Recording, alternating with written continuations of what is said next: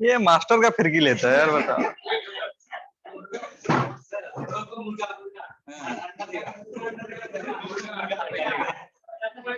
इधर आओ, अरे इधर आओ ना, अरे आओ ना इधर,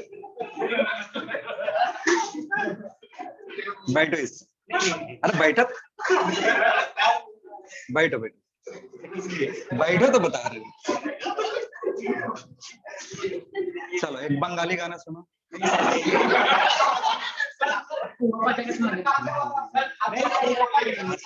सुना जल्दी सुना। वीडियो बना कोई वीडियो बना। अरे बैठो तो, गाना सुना नहीं सुना के जब तक जाने नहीं देंगे। हाँ तो फिर सब इसको गाली देना नहीं पड़ेगा, तो पढ़ाएंगे थोड़े, जब तक सुनाओगे नहीं पढ़ाएंगे भी नहीं। ठीक है तो बैठे रहो।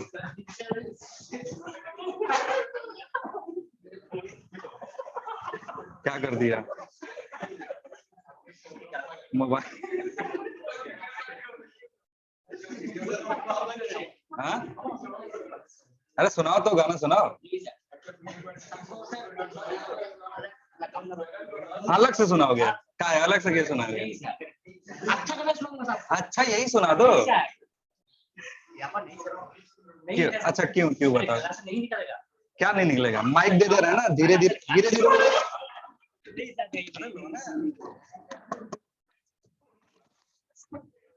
सुना नहीं बढ़िया सा ना, अकेले नहीं, अकेले तुम अरिजीत सिंह हो कि ईयरफोन के लगा के तुम्हारा गाना?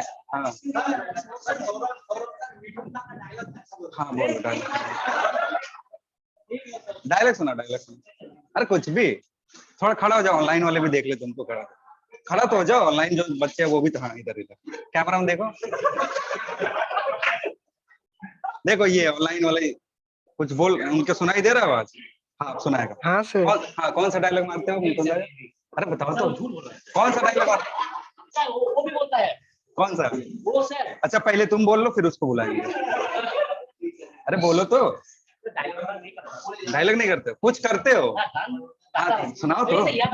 क्यों? गाना अकेले थोड़े, हम गर्लफ्रेंड है तुम्हारी, अकेले गाना सुना तो फिर? हाँ तो फिर वो गलत बात है ना यार। तो सुनाओ तो, सुनाओ। अकेले नहीं, अकेले तुम्हारा गाना हम क्यों सुनेंगे पहले ये बताओ। रुक ना, तुमसे इंटरटेनमेंट लेंगे? बताओ यार, कह रहे हमको इंटरटेनमेंट देगा, इस तुमसे अकेले गाना क्यों सुनेंगे बताओ? सुना सुना, बच्चे को सुना, गाना सुना। अरे सुना दो। नहीं सुनाओगे? देख लो फिर, बैठो अब क्या ही करेंगे।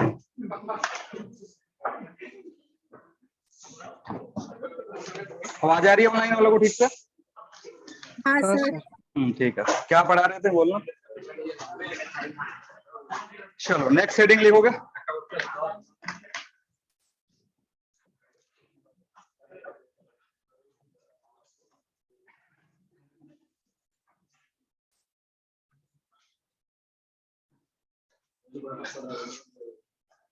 वेव वेलोसिटी या फिर स्पीड ऑफ वेव, इसके बारे में थोड़ा थोड़ा बताएं।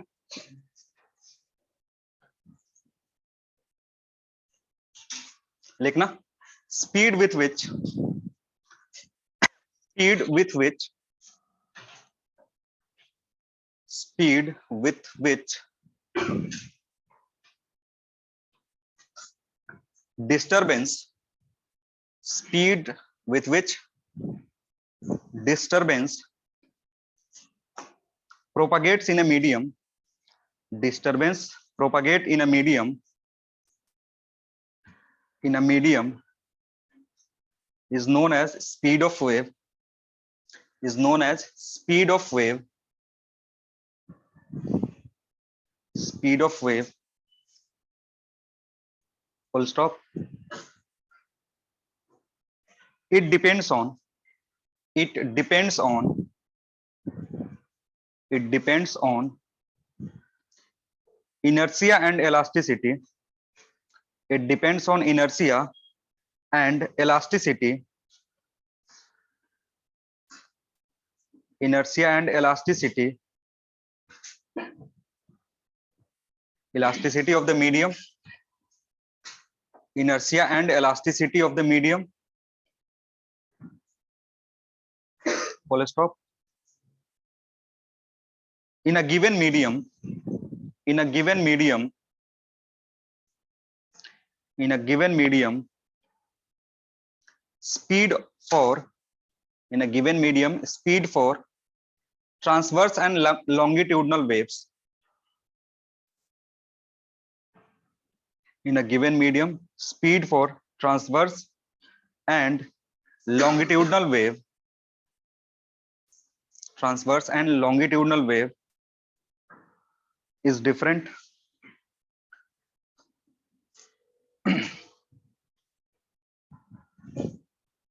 हो गया?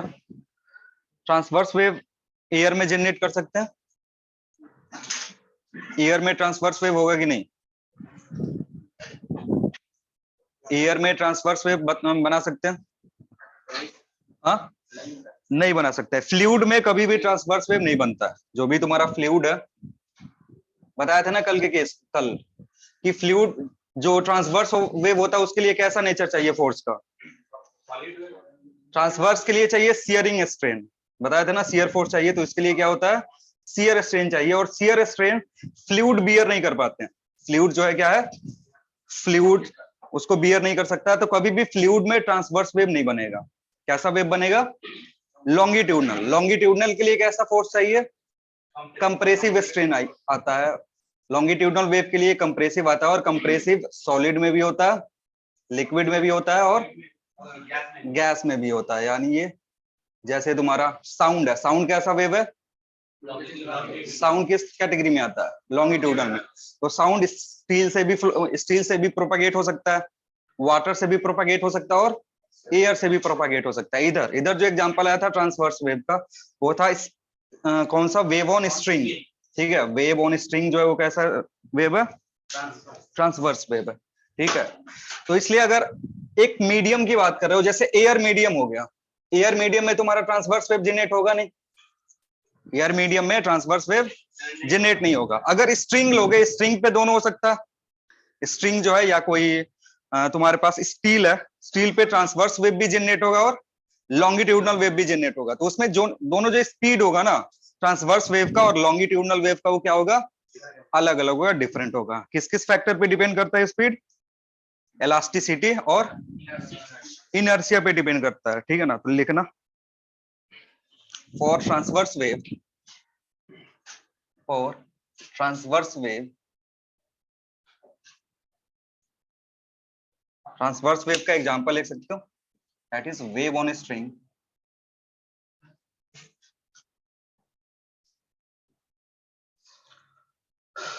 Speed of wave is given as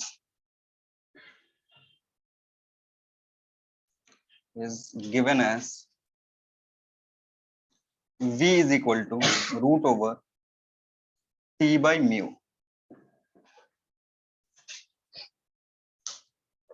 दिख रहा ऑनलाइन वालों को?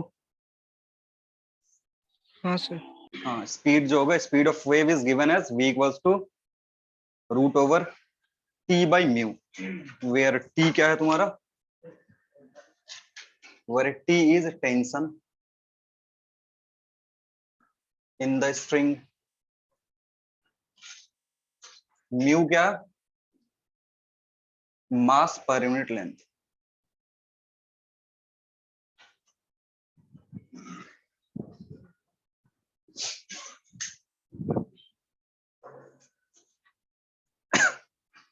या इसको लीनियर मास डेंसिटी भी बोलते हैं। म्यू को क्या बोल सकते हैं दूसरे टर्म में? लीनियर मास डेंसिटी, म्यू से रिप्रेजेंट करते हैं। अगर डेंसिटी दिया हुआ है तो डेंसिटी से लीनियर मास डेंसिटी कैसे निकालोगे? इफ डेंसिटी इज गिवन, हाँ थोड़ा सा कन्वर्जन देख लेते हैं, कभी कभी कन्वर्जन से परेशान हो जाते हैं। रो जो है तुम्हारा, ये क्या है? डेंसिटी है। कैसा डेंसिटी? ये वॉल्यूमेट्रिक डेंसिटी होता है। ठीक है ना, दिस इज क्यूबिकल डेंसिटी, या क्यूबिक बोल सकते हो। क्यूबिक मतलब वॉल्यूम से। जैसे अगर मास है तुम्हारे पास, तो ये कैसे मिलेगा? रो इंटू वी से मिलेगा। ठीक है, और भी को लिख सकते हैं rho into area into length, है कि नहीं? और नेक्स्ट मास को दूसरे टर्म में क्या लिख सकते हो? म्यू इंटू लेंथ लिख सकते हो। मास क्या होता है? मास को अगर डेंसिटी के टर्म में, अगर वॉल्यूमेट्रिक डेंसिटी दिया है तो रो इंटू वी, ये क्या देगा? हाँ, और इसको ए इंटू एल क्यों लिख रहे हैं? ए क्या है तुम्हारा? क्रॉस सेक्शन एरिया, और एल लेंथ। अगेन ये जो टर्म है, अगर मास को मैं म्यू और एल के टर्म में लिखूं तो it will mu into L, यानी mu can be written as rho into A. Mu जो होगा वो क्या देगा? रो इंटू ए के बराबर होगा। आ रही है बात समझ में? तो अगर डेंसिटी दिया हुआ है तो वहां से लीनियर डेंसिटी निकाल सकते हो, लेकिन उसके लिए किसकी जरूरत पड़ेगी? उसके लिए जरूरत पड़ेगी क्रॉस सेक्शन एरिया की। तो इसमें लिख सकते हो where A is cross section area. ये क्या है तुम्हारा? Cross section area, where A is cross section area.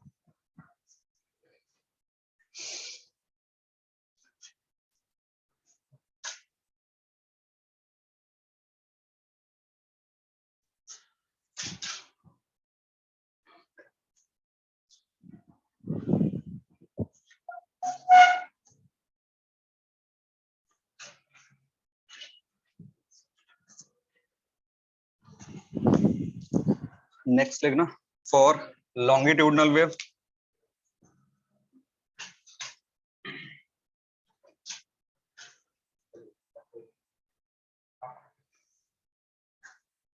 Longitudinal wave का एग्जांपल क्या है तुम्हारा? Sound wave. तो अगर साउंड तुम्हें पता करना है, साउंड का स्पीड कितना होगा, तो क्या करेंगे, ए में लिखेंगे फॉर सॉलिड्स सॉलिड मीडियम। अगर तुम्हारे पास सॉलिड मीडियम है, जैसे स्टील हो गया, एल्युमिनियम हो गया, तो उसमें जो लॉन्गिट्यूडनल वेव बनेगा उसमें वेव वेलोसिटी क्या होगी या स्पीड ऑफ वेव क्या होगा? Speed of wave is given as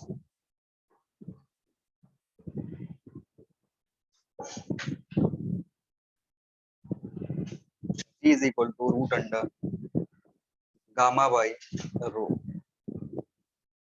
gamma समझते हो क्या होता है? यंग्स मॉडुलस का नाम सुने हो?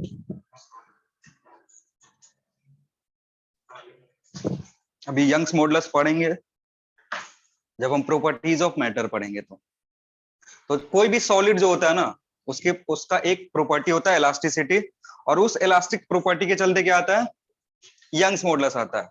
और देखो वेलोसिटी मैंने बोला था डिपेंड्स ऑन टू थिंग्स, किस पे, इलास्टिसिटी और इनर्शिया पे। तो इनर्शिया कहाँ दिख रहा है? रो में। रो जो टर्म है उससे मास आता है, और मास क्या रिप्रेजेंट करता है? इनर्शिया। और ये जो गामा है, गामा क्या रिप्रेजेंट करता है? इलास्टिसिटी। यंग्स मॉडुलस रिप्रेजेंट करता है। तो वी क्या होगा? Root over gamma by rho. तो इसमें लिख लो वेयर गामा जो सिंबल है, गामा इज यंग्स मॉडुलस। तुमको दिख रहा है? दिख रहा है? कुछ नहीं दिख रहा है।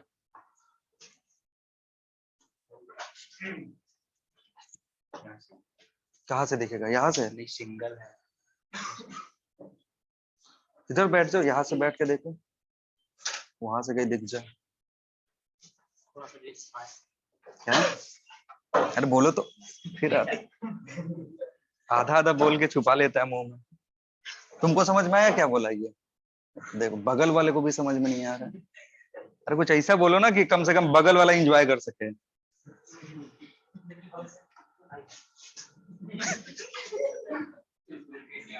क्या बोला? सुन के क्या होगा? अच्छा, उसको बोला कि सुन के क्या होगा? अरे तो सुन के जब कुछ होने वाला ही नहीं तो तुम अपना एनर्जी क्यों वेस्ट कर रहे हो? एनर्जी बचाओ। क्या फिर कुछ बोला? अरे कस के बोलो यार। उसको कल से माइक दे देना है, उसको मैं बोल दूंगा अब जिस सर को कि यहाँ जो माइक रखा हुआ है बिना किसी काम का, तुमको दे देने के लिए। हो गया? लिखना। और रो क्या है यहाँ पे? डेंसिटी है। कौन सा डेंसिटी? Volumetric density. तो नीचे लिख लो वो भी। गामा क्या है तुम्हारा? Young's modulus.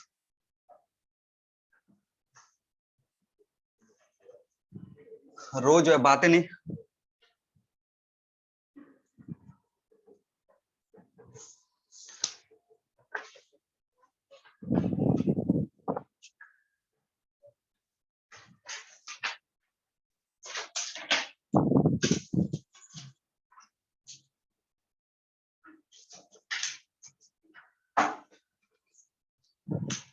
For fluids, fluid में क्या क्या है? गैस और लिक्विड दोनों। तो फ्लूइड्स के लिए जो गामा है ये चेंज किससे हो जाता है? बीटा से। जहां बीटा को क्या बोलते हैं? Bulk modulus. बीटा क्या होता है? Bulk modulus. अगेन ये कहा हम पढ़ेंगे? प्रॉपर्टीज ऑफ मैटर्स में पढ़ेंगे गामा के बारे में, बीटा के बारे में। तो वहां फिर से चीजें रिकॉल कर देंगे। बीटा को क्या बोलते हैं? Bulk modulus. और रो तो सेम चीज है। रो तुम्हारा डेंसिटी ऑफ फ्लूइड। जो भी फ्लूइड होगा उसका डेंसिटी पुट करेंगे। जैसे एयर है तो एयर का डेंसिटी कितना होता है? एयर का डेंसिटी केमिस्ट्री में पढ़ा होगा तुम लोगों ने। 0. कौन से यूनिट में? ऐसा यूनिट में? पता नहीं तुम कहाँ पढ़ लिया।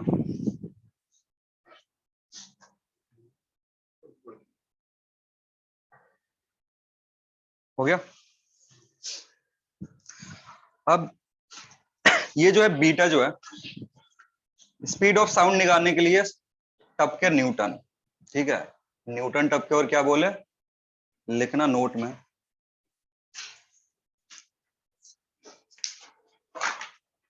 अकॉर्डिंग टू न्यूटन, नोट में लिखना according to Newton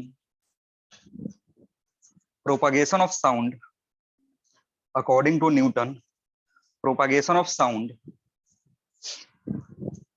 propagation of sound in air, propagation of sound in air is isothermal, propagation of sound in air is isothermal, isothermal का मतलब समझते हो, टेम्परेचर क्या रहेगा कांस्टेंट रहेगा, मतलब जब साउंड पास करेगा एयर से तो उस केस में टेम्परेचर में कोई चेंज नहीं आएगा। किसने बोला ऐसा?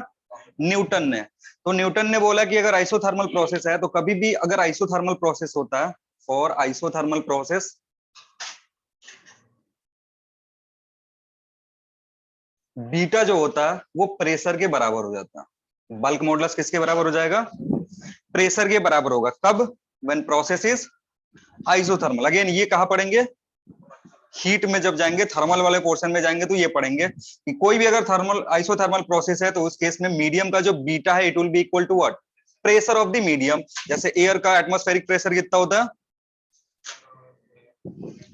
10⁵ पास्कल होता है ना, तो यानी बीटा की वैल्यू कितनी हो जाएगी? 10⁵ पास्कल फॉर एयर। तो ये वैल्यू जब रखा गया यहाँ पे, सो अगर भी कैलकुलेट करते हो वेलोसिटी ऑफ साउंड तो कितना आएगा? √P/ρ। इससे आना चाहिए था। न्यूटन ने ये बताया था कि प्रोसेस कैसा? आइसोथर्मल। जब पुट किया गया तो P/ρ आया, वो प्रैक्टिकल वैल्यू से बहुत ही कम आया, क्योंकि प्रेशर कितना है तुम्हारा? 10⁵. डेंसिटी जो होती है अप्रोक्सीमेटली 1.3 के आसपास होता है। एयर का जो डेंसिटी होता है कितना होता है? 1.29 होता है, लेकिन उसको 1.3 रख सकते हैं। वहां से जब कैलकुलेट करा गया ना तो दिस वाज अराउंड 280 मीटर पर सेकेंड। कितना था? साउंड के लिए जब थ्योरेटिकल कैलकुलेशन किया गया किसके द्वारा? न्यूटन के द्वारा। तो कितना आया? 280। लेकिन प्रैक्टिकली फाउंड कितना किया गया था? प्रैक्टिकली साउंड का जो वेलोसिटी होता है, साउंड का जो स्पीड होता है एट 0°C 330 के अराउंड, ठीक है। कब? 0°C पे। और 340 कब होता है? 20°C पे, या 343 भी उसको लिखते हैं किसी किसी बुक पे। तो ये दोनों में क्या था? डिफरेंस था। यानी जो भी न्यूटन ने बोला वो क्या है? गलत है। तो न्यूटन को सही करने कौन आया? लैप्लास, जिसको क्या बोलते हैं? Laplace correction. उन्होंने छोटा सा चेंज करा और जो भी चीजें गलत हो रही थी तो इसमें ब्रैकेट में लिख सकते हो।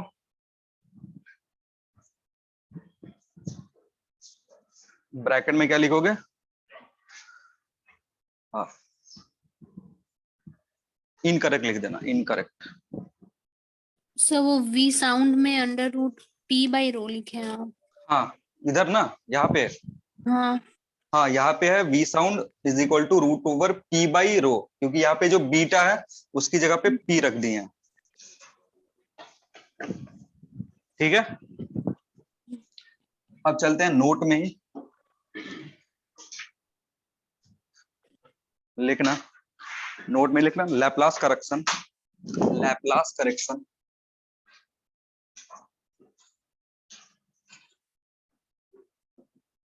लिख लो according to Laplace,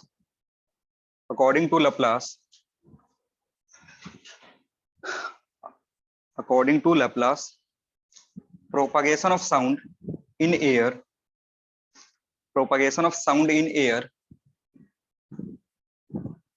is adiabatic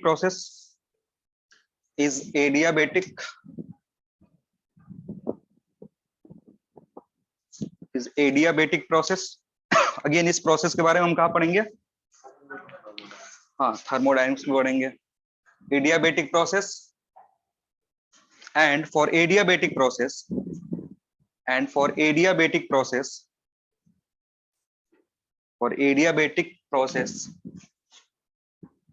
beta is equal to gamma times of pressure।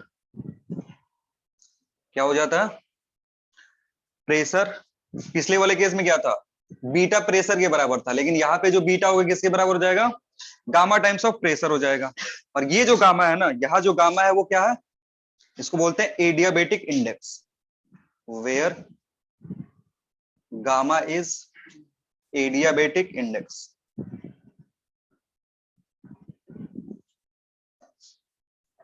जो कि डिपेंड किस पे करता है, मोल नंबर ऑफ, कि जो टाइप्स है मॉलिक्यूल्स का वो किस टाइप का है।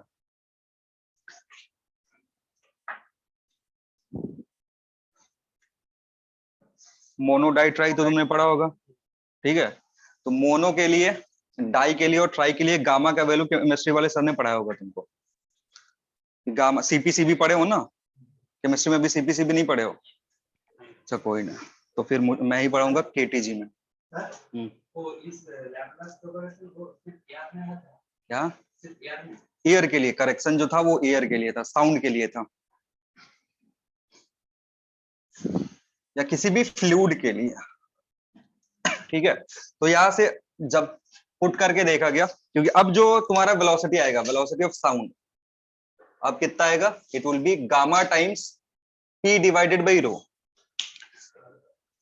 कंफ्यूज मत हो जाना, इस गामा से फिर उसको भी रिप्रेजेंट करते हैं, हुक्स को भी, जो हमने कहा क्या पढ़ा था, यंग्स मॉडुलस। हुक्स लॉ में जो यूज होता है gamma, that is Young's modulus. यहाँ पे जो गामा यूज होता है उसको क्या बोलते हैं, एडियाबेटिक इंडेक्स।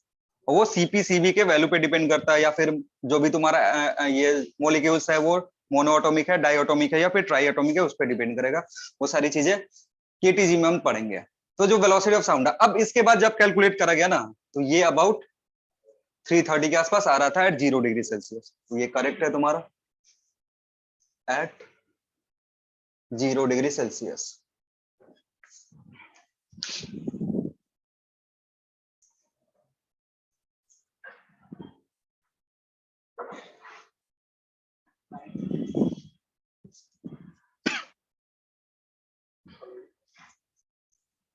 सर सॉलिड में तो गामा यंग्स मॉड्यूलस ही आप लिखा है, वहां पर यंग्स मॉड्यूलस ही है ये गामा। हाँ, वहां पे गामा जो सॉलिड होगा ना, सॉलिड के केस में जो गामा है, सॉलिड के लिए पहली बात तो बीटा डिफाइंड होता नहीं है।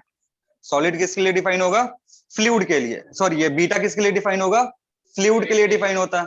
तो सॉलिड के लिए तो ये चीज ही खत्म होगा। उसके बाद बीटा की जगह सॉलिड में यूज होता है क्या, गामा। जो काम बीटा का फ्लूइड में है वही काम गामा, और गामा यहाँ क्या है, यंग्स मॉडुलस है, ठीक है। वो इसकी जगह रिप्लेस हो जाता है सॉलिड के केस में, ठीक है। Yes sir.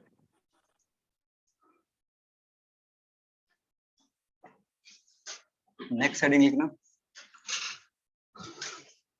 Power and intensity, power and intensity, power and intensity of wave, power and intensity of wave.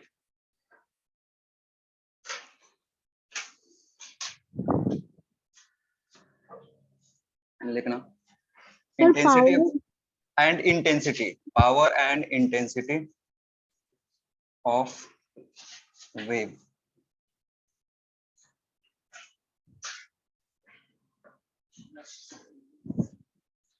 लिखना पावर और इंटेंसिटी, पावर और इंटेंसिटी ऑफ वेव, पावर और intensity of wave depends on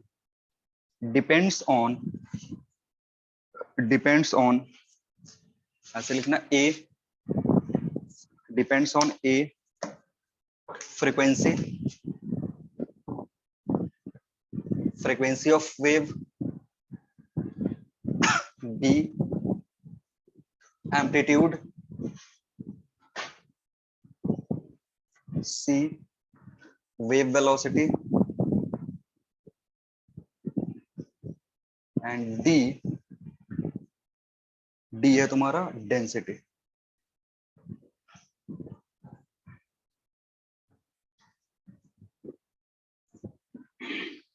ठीक है, अब ये सारे फैक्टर होते हैं। इंटेंसिटी का डेफिनेशन क्या होता, energy per unit area per unit time. किसी भी लोकेशन से एनर्जी जो पास कर रहा है एक सेकेंड में थ्रू यूनिट एरिया, उसको हम क्या बोलते हैं, इंटेंसिटी बोलते हैं। तो डेफिनेशन लिख लो, intensity is defined as intensity is defined as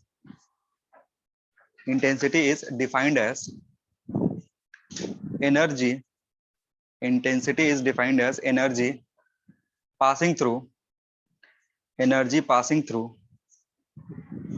a unit perpendicular area, passing through a unit perpendicular area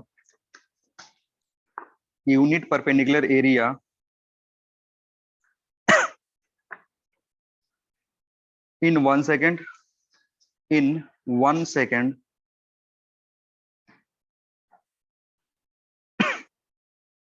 हो गया। तो 1 सेकंड में जो एनर्जी पास होगी कहां से, परपेंडिकुलर एरिया से। एरिया कोई भी नहीं ले लेंगे, एरिया क्या होना चाहिए, परपेंडिकुलर होना चाहिए। किस पे, ना एनर्जी पे कैसे परपेंडिकुलर हो सकता है, जो एनर्जी पास कर रहा है डायरेक्शन में, जो जैसे वेव का ये डायरेक्शन है, वेव किधर जा रहा है, इस डायरेक्शन में, तो एनर्जी भी इसी डायरेक्शन में प्रोपागेट होगा। यानी डायरेक्शन ऑफ मोशन का जो वेव है ना, उस पे एरिया ऐसे लेंगे। ये एरिया कैसा एरिया है, परपेंडिकुलर है। तो अगर इसका यूनिट कितना है, 1 मीटर स्क्वायर। तो 1 सेकेंड में इस एरिया से जितना एनर्जी पास होगा उसे क्या बोलेंगे, इंटेंसिटी बोलेंगे। आ रही बात समझ में, ठीक है। तो लिखना इंटेंसिटी इज, ऐसे इंटेंसिटी, या ऐसे लिख सकते हो, where I is directly proportional to amplitude square। ये क्या है तुम्हारा, amplitude directly proportional to frequency का square, directly proportional to velocity and directly proportional to density.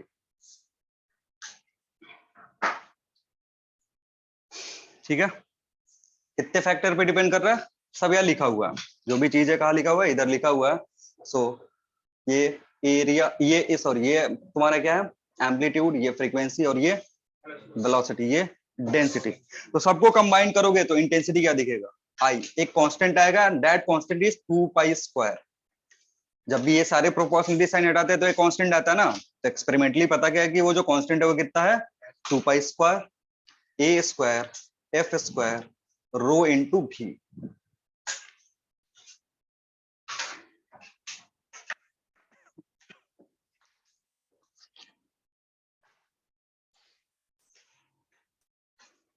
तो ये जो लिखे हो ना, यहीं पे एफ लिख दो, ए लिख दो, भी लिख दो, ताकि दोबारा लिखाना ना पड़े।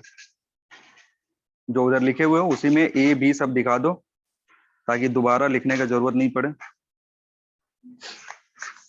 फ्रीक्वेंसी के सामने क्या लिखोगे, हाँ, एफ, और एम्पलीट्यूड के सामने वेव वेलोसिटी भी, और density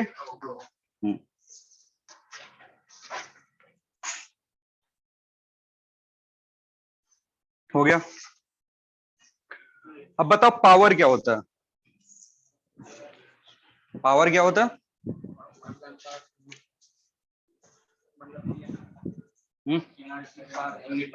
energy per unit time. उसमें एरिया कंसीडर नहीं करना होता, एनर्जी पर यूनिट टाइम बस देखते हैं, एरिया क्या करते हैं, कंसीडर नहीं करते हैं। अगर एरिया कंसीडर नहीं करोगे तो इसी में थोड़ा सा चेंज आएगा, फॉर्मूला दिख जाएगा तुमको। तो लिखना power is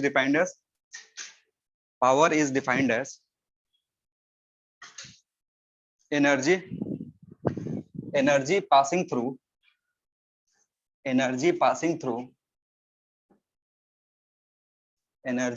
through a perpendicular area. Power is defined as energy passing through a perpendicular area. यहाँ पे यूनिट नहीं लिखा हुआ है, ठीक है ना। यूनिट लिखने का क्या मतलब होता है, 1 मीटर स्क्वायर। यूनिट अगर बोल देता यूनिट परपेंडिकुलर एरिया, तो इसका क्या मतलब होता, 1 मीटर स्क्वायर से जो एनर्जी पास करता फिर वो इंटेंसिटी में चेंज हो जाता। लेकिन अगर एरिया कुछ भी हो, वहां से जो एनर्जी पास हो रहा है कितने देर में, 1 सेकेंड में, that will be known as power. तो power is defined as energy passing through a perpendicular area in 1 second,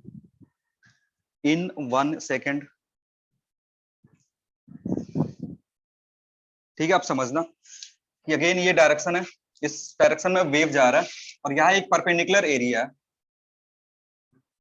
जिसका मैग्नीट्यूड, एरिया का मैग्नीट्यूड कितना है, ए है। तो यहां से जो एनर्जी पास होगा, पहले हमने इंटेंसिटी निकाला, ये तुम्हारा इंटेंसिटी था।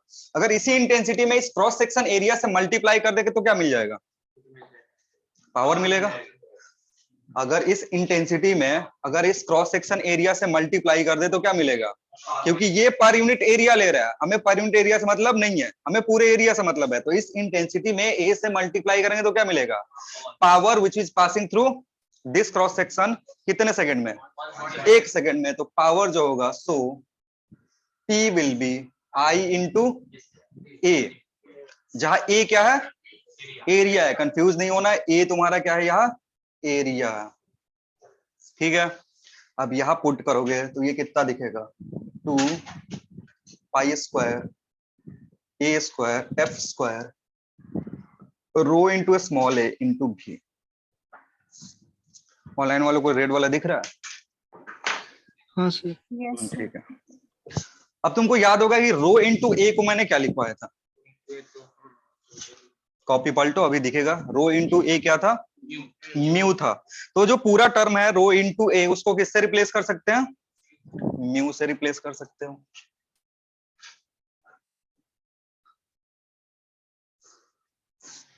तो जो भी पावर होगा P, it will be 2 pi square A square F square mu into.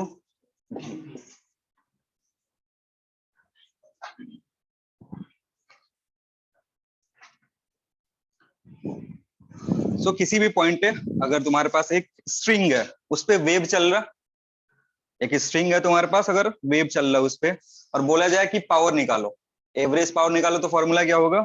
ये होगा। और एवरेज पावर या फिर इंटेंसिटी किस पे डिपेंड करता है? एम्पलीट्यूड के स्क्वायर पे और फ्रीक्वेंसी के स्क्वायर पे, या फिर म्यू पे और भी पे। ठीक, नेक्स्ट हम लिखेंगे energy density. Energy density, energy density.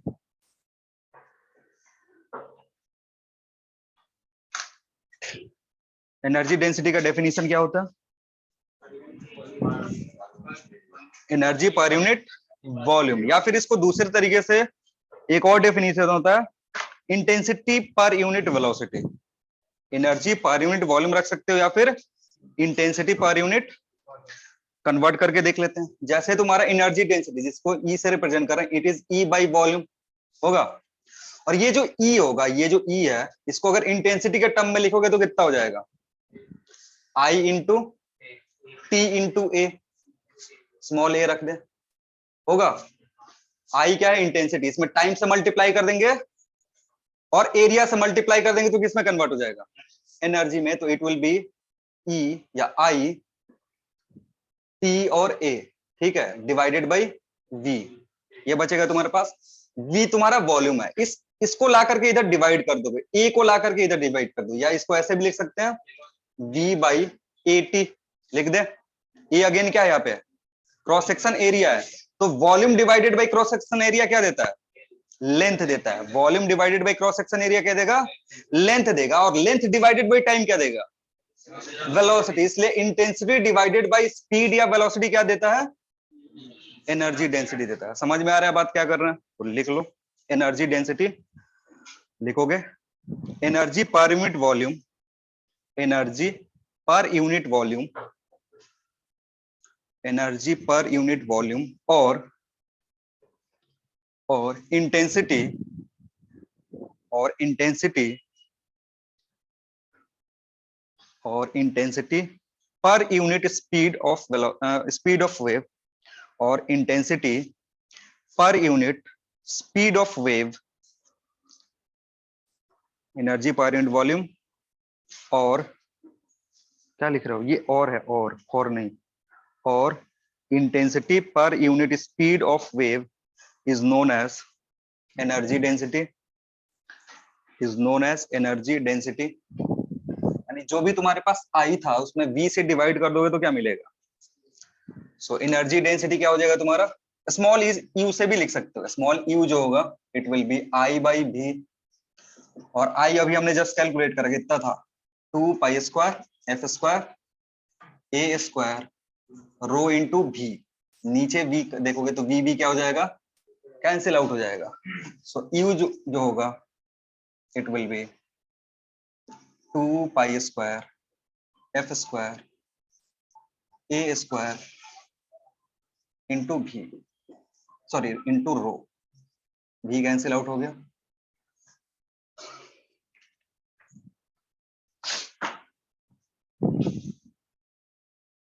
यानी अगर तुमको एनर्जी डेंसिटी पूछ रहा है तो energy density is independent of what, energy density speed पे डिपेंड नहीं करता, किस पे डिपेंड करेगा, फ्रीक्वेंसी पे, एम्पलीट्यूड पे और डेंसिटी पे।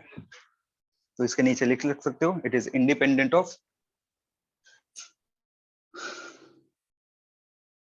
इट इज इंडिपेंडेंट ऑफ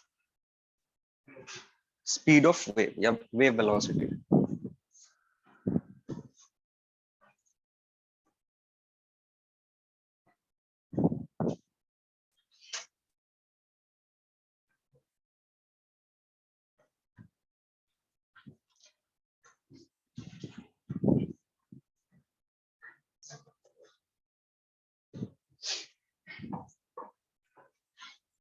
हो गया,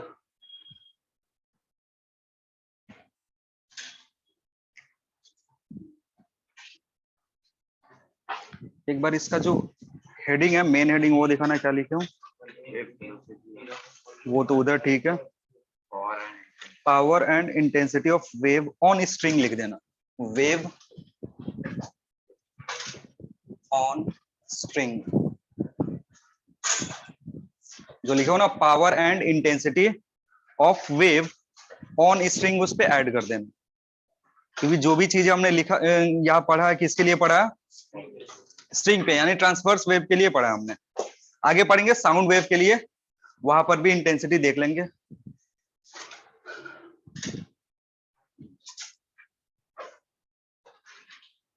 हटा दे इसको, चलो नेक्स्ट लिखेंगे superposition of, superposition of, superposition of waves.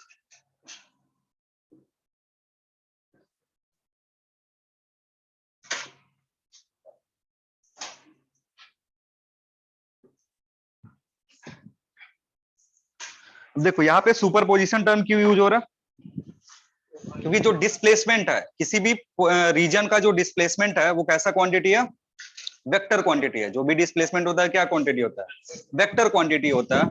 इसलिए हम यहाँ पे सुपरपोजिशन यूज कर रहे हैं, क्योंकि सुपरपोजिशन हमने कहा यूज करा था, जब बहुत सारे मासेस के चलते एक मास पे फोर्स निकालना था ना, तो क्या यूज करे थे, सुपरपोजिशन, क्योंकि वहां वेक्टर एडिशन करना था। सेम चीज यहाँ पर भी है कि मान लो ये एक रीजन है, इस रीजन में दो वेव पहुंच रहा इधर से, तो यहाँ पे जो पॉइंट है उसका जो डिस्प्लेसमेंट होगा, मान लो तुम यहाँ पे बैठ के देख रहे हो कि इस वेव के चलते और इस वेव के चलते इस पॉइंट का डिस्प्लेसमेंट कितना हो रहा है, तो वो कैसे निकालेंगे, that will be calculated by superposition principle, क्योंकि ये डिस्प्लेस मान लो ऊपर की तरफ डिस्प्लेस करा इसके चलते, इट इज y1, इस वेव के चलते डिस्प्लेस करा y2, तो y रिजल्टेंट जो होगा it will B y1 plus y2। इसी को क्या बोलते हैं, सुपरपोजिशन प्रिंसिपल बोलते हैं। मतलब किसी भी रीजन में तुम्हें नेट डिस्प्लेसमेंट देखना है due to more than two waves, two or more than two waves, तो उस प्रिंसिपल को क्या बोलेंगे, सुपरपोजिशन प्रिंसिपल बोलेंगे या सुपरपोजिशन ऑफ वेव्स बोलेंगे। तो लिखना when two or more waves, when two or more waves, when two or more waves reaches a given region, when two or more waves reaches a given position, region position सब ठीक है, given region position और location तीनों same ही चीज है, given reason या position कुछ भी लिखो, अब काटाकुटी मत करने लगना, काट भी दिया चलो कोई ना, पोजीशन साइमल्टेनियसली, इसका स्पेलिंग लिखना पड़ेगा,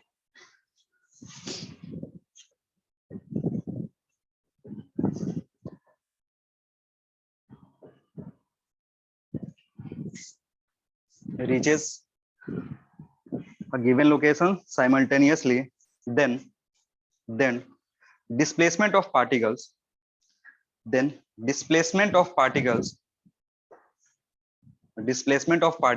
this region displacement of particles in this region is given by summation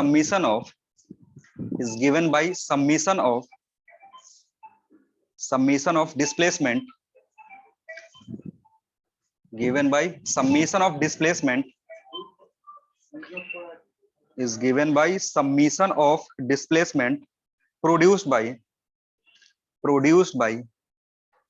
each wave कहां से फिर से is given by summation of displacement produced by each wave individually.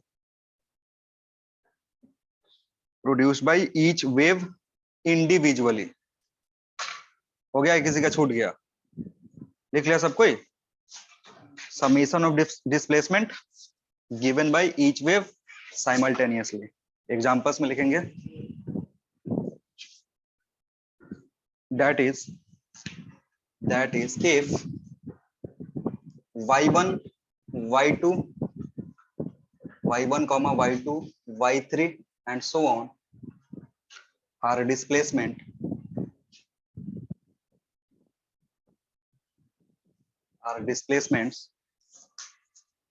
then net displacement is given by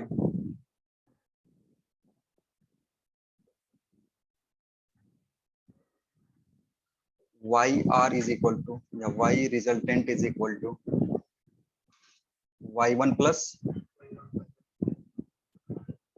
y2 plus y3 and so on.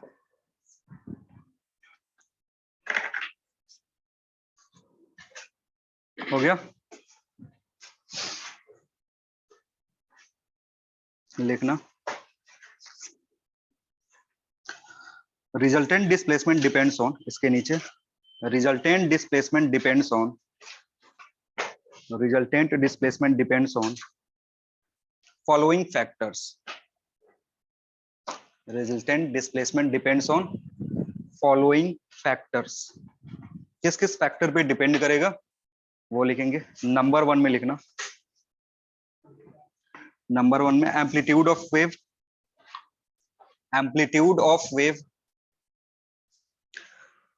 जो भी यहां से displacement आएगा resultant वो किस किस पे चीज पे डिपेंड करेगा. पहला किस पे? एम्पलीट्यूड कैसा, क्या एम्पलीट्यूड कितना है. Number 1 amplitude. Number 2 frequency of wave.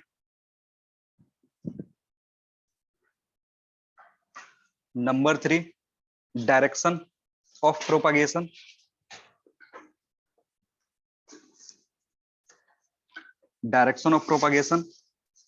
And number 4 phase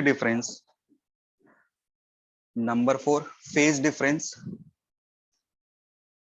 Or path difference. Phase difference or path difference.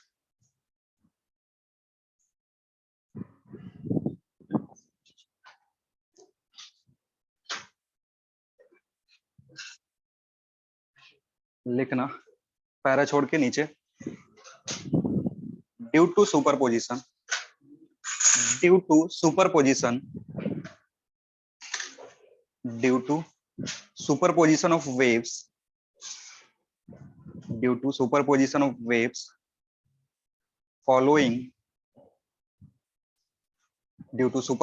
of waves,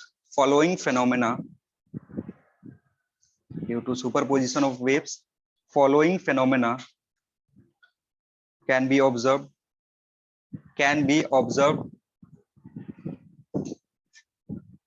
number 1 में लिखना interference.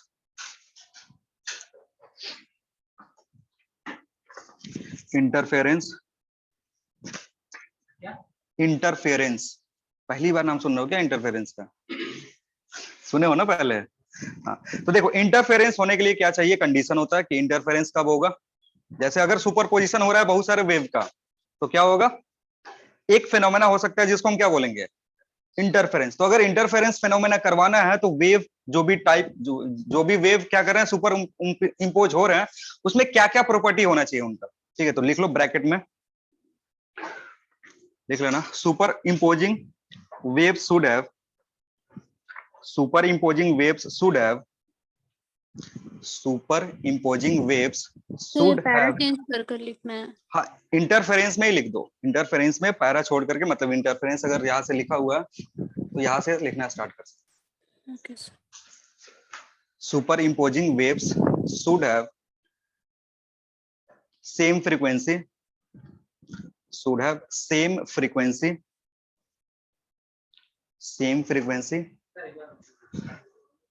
Superimposing waves should have same frequency, comma,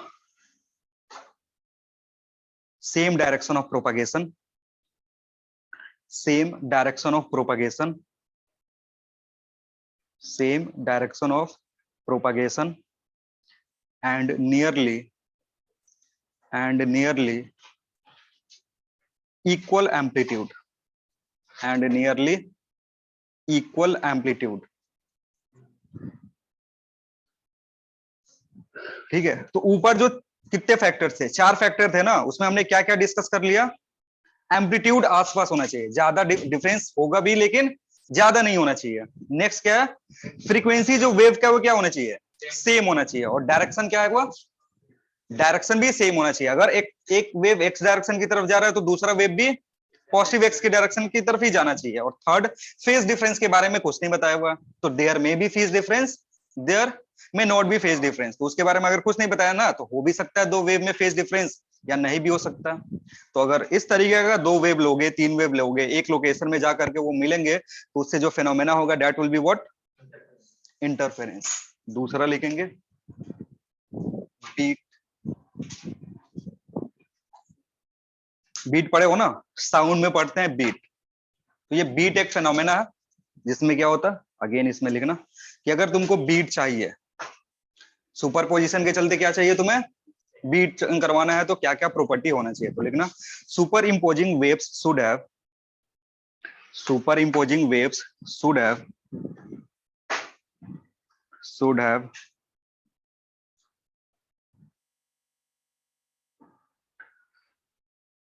nearly equal amplitude, equal frequency,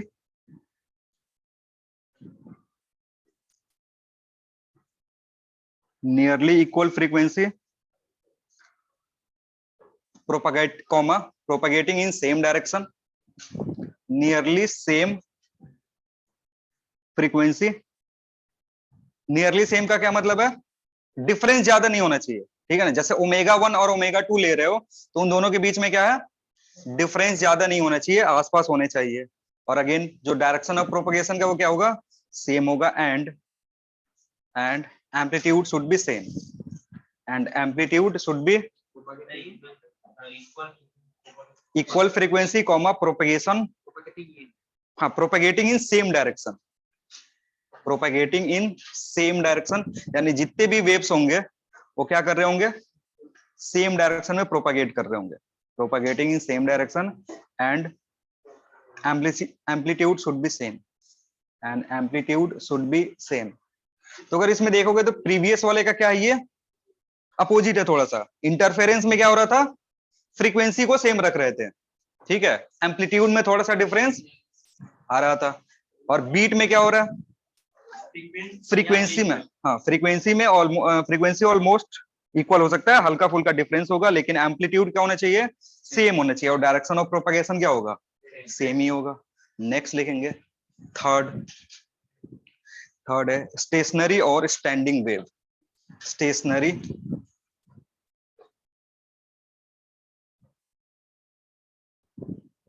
और standing wave.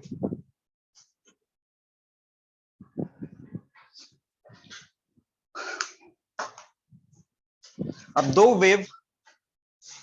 Wave super impose होकर के एक तीसरा type का wave बनाते हैं, जिसको क्या बोलते हैं, स्टैंडिंग। दो प्रोग्रेसिव वेव मतलब ट्रेवलिंग वेव। प्रोग्रेसिव वेव को एक दूसरे नाम से भी जानते हैं, जिसको क्या बोलते हैं, ट्रेवलिंग वेव। वैसा वेव जिसका डिस्टरबेंस ट्रेवल कर रहा है एक जगह से दूसरे जगह, उसको क्या बोलते हैं, या तो प्रोग्रेसिव या फिर ट्रेवलिंग वेव। इन सारे ट्रेवलिंग वेव अगर एक ऐसे रीजन में सुपर इम्पोज करे कुछ कंडीशंस के साथ, जिसके चलते क्या प्रोड्यूस हो सकता है, स्टेशनरी या फिर स्टैंडिंग वेव। यहाँ पे कंडीशन क्या होता है वो लिख लो, दीज सुपर इम्पोजिंग वेव्स या super imposing waves, super imposing waves, super imposing waves have equal amplitude, superimposing waves have equal amplitude and frequency, equal amplitude and frequency, but propagating in opposite directions,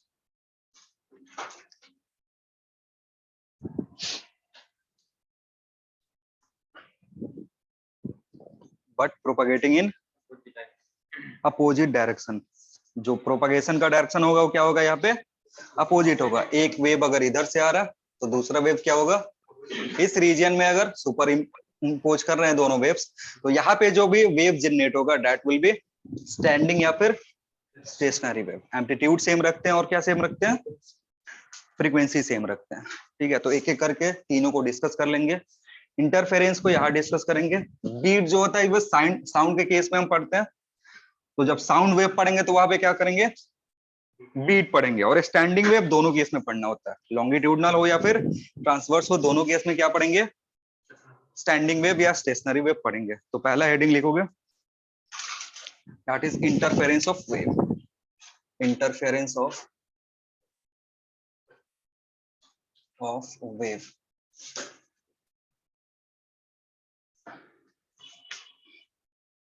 लिखना,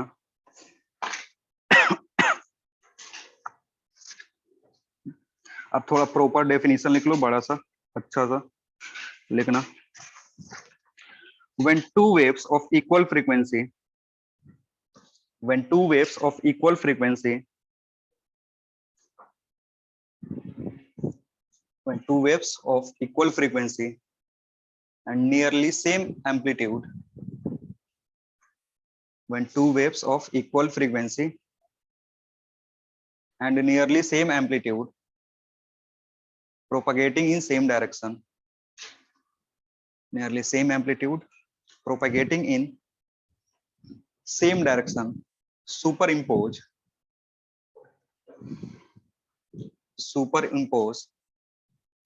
in a region, propagating in same direction, superimpose in a region,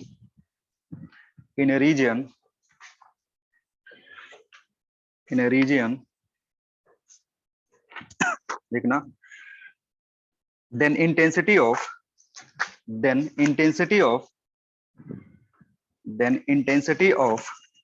different points,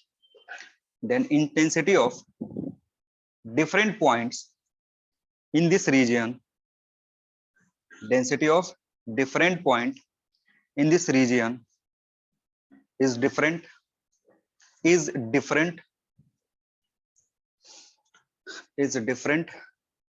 यहां तक लिख के रुक जाओ, समझ लो क्या हो रहा है।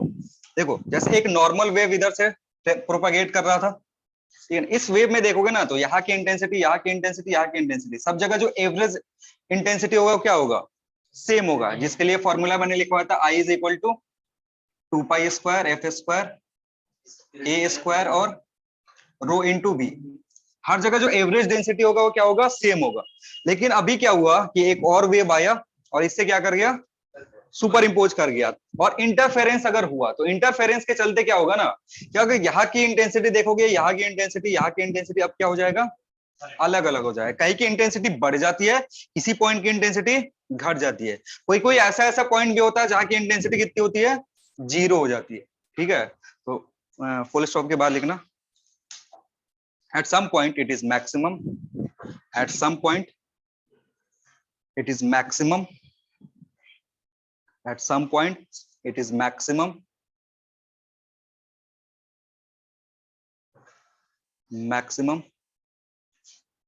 and at some point it is minimum, at some point it is minimum, it is minimum, bracket में लिख देना मे बी जीरो, नहीं प्लीज मेरा खराब। इट इज मिनिमम, और ब्रैकेट में क्या लिखेंगे, मे बी जीरो। इंटेंसिटी क्या हो सकता है, जीरो भी हो सकता है, ठीक है ना। फिर पैरा छोड़ के लिखना locations where intensity is maximum, locations या पॉइंट्स वेयर, लोकेशंस या फिर points where intensity is maximum is known as maxima, is known as maxima, is maximum, is known as maxima, is known as maxima. And this type of interference, and this type of interference is known as, क्या बोलते हैं इसको, constructive interference. And this type of interference is known as constructive interference.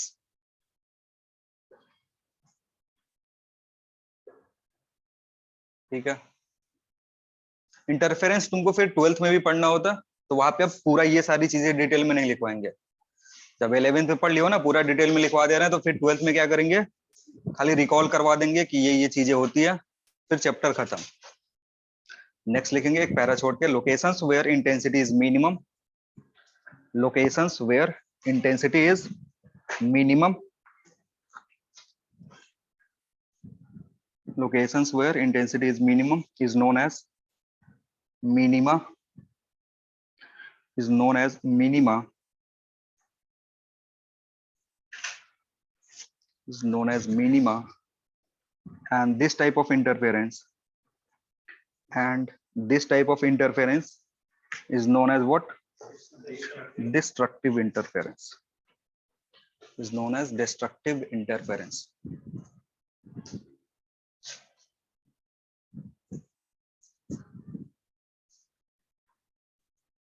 यहां तक किसी को कुछ दिक्कत है, समझ में आ रहा है सब कुछ, कोई दिक्कत हो तो बता दो, फिर पीछे का बता देंगे, नहीं तो फिर आगे बढ़ते हैं।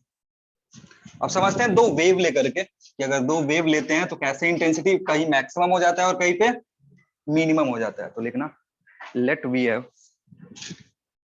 Have two waves,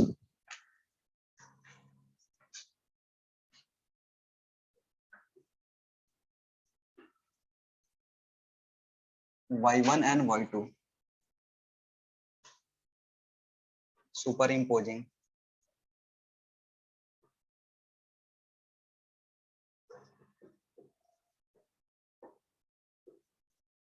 in a given region,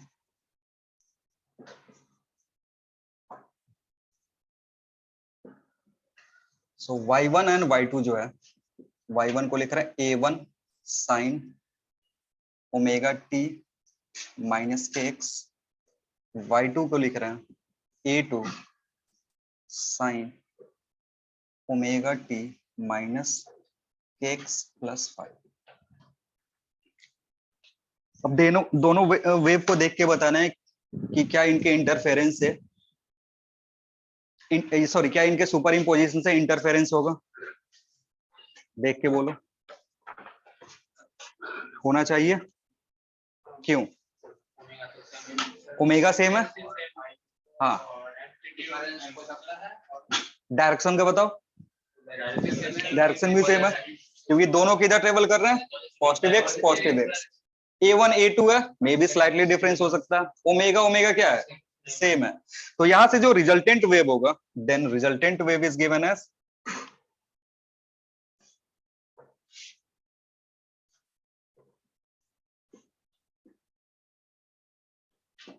y net, तो क्या होगा y1 प्लस y2। सो y नेट अगर तुमको लिखना है तो it will be a1 sin omega t minus के x plus a2 sin omega t minus के एक्स प्लस 5।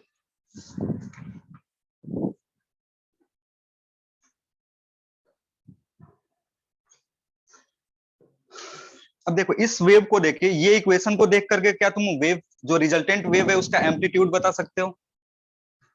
ये जो इक्वेशन लिखा हुआ है ऊपर, उसको देख के तुम बता सकते हो कि जो रिजल्टेंट वेव होगा उसका एम्पलीट्यूड कितना होगा? नहीं बता सकते हो? अरे इसको देख के क्या तुम एम्पलीट्यूड बता सकते हो कि ये जो भी वेव है इसका एम्पलीट्यूड कितना होगा? एम्पलीट्यूड हम कब बताते, जब ये इस फॉर्म में लिखा होता। वाई रिजल्टेंट अगर इस फॉर्म में लिखा हो कि ये एम्पलीट्यूड बता दे, साइन वाला टर्म, इसके अंदर जो टर्म लगा होगा वो इनिशियल फेज डिफरेंस बता देगा।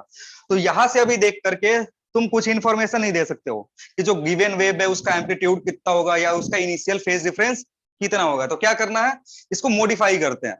फिजिक्स यहां तक आ गया, इसके बाद मैथमेटिक्स आएगा। मैथमेटिक्स यूज करके क्या करते हैं, इसको मॉडिफाई करते हैं। और मॉडिफाई करने के बाद एक फाइनल इक्वेशन आता है, y net is equal to A sine omega T minus के एक्स प्लस थीटा। इस टर्म में आएगा जो भी रिजल्टेंट वेव होगा। अब यहाँ पे तुमने ए क्या लिया हुआ है या फिर थीटा क्या लिया हुआ है वो नोन टर्म में निकालना होगा।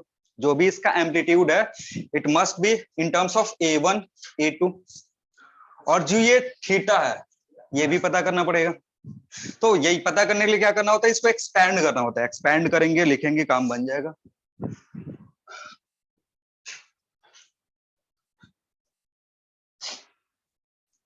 किसी को याद है कि ए की वैल्यू कितनी होगी?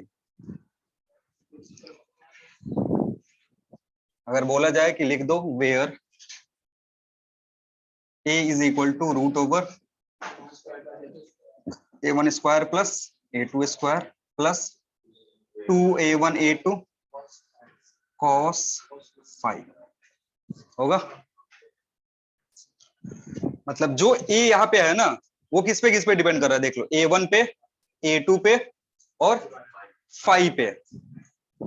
अब आधे लोग परेशान होंगे कहाँ से लिख रहे हैं ये, जो परेशान है वो कर लेगा। वाई नेट जो होगा इधर वाला जो भी है डेरिवेशन वाला पार्ट है, छापने का मन है छाप सकते हो, नहीं छापने का मन है बस समझ लो, क्योंकि अगेन तुमसे डेरिवेशन पूछेगा नहीं। तो देखो इसको ब्रेक कैसे करते हैं, इसको ऐसे ही छोड़ दो, साइन ओमेगा टी माइनस के एक्स, ये वाला जो टर्म है इसमें इसको ए रखते हैं और इसको क्या रखते हैं, बी। तो साइन ए प्लस बी के फॉर्म में टूट जाएगा। तो कितना होगा, A2 कॉमन करोगे तो it will be sine omega T minus के X cos 5 plus omega T minus के एक्स साइन 5, ये होगा, है कि नहीं?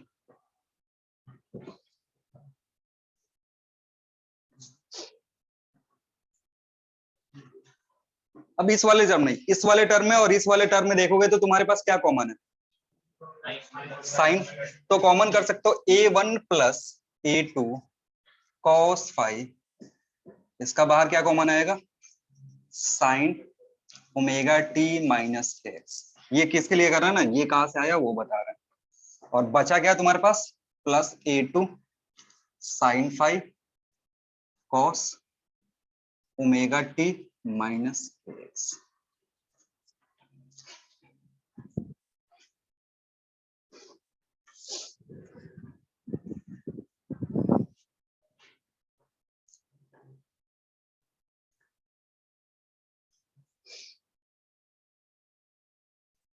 अब इसके बाद क्या करना होता है, छोटा सा अजम्पशन लेना होता है कि ये जो टर्म है ये पूरा let it be A cos theta.